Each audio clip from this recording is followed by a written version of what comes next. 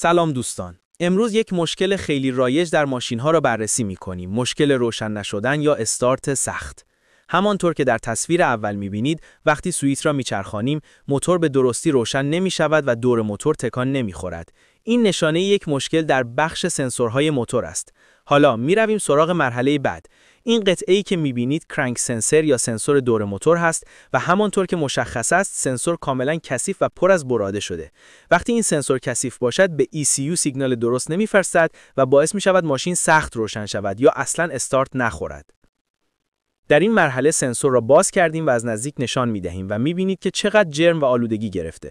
حالا شروع می‌کنیم به تمیزکاری سنسور با اسپری مخصوص تا تمام براده‌ها و کثیفی‌ها از بین برود، چون کوچکترین آلودگی باعث خطا در خواندن دور موتور می‌شود.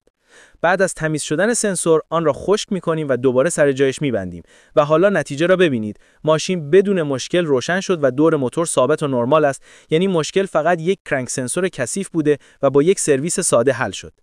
اگر ماشین شما هم گاهی سخت روشن می شود یا در زمان سرد بودن استارت نمی خورد، این سنسور را چک کنید. شاید مشکل همین باشد.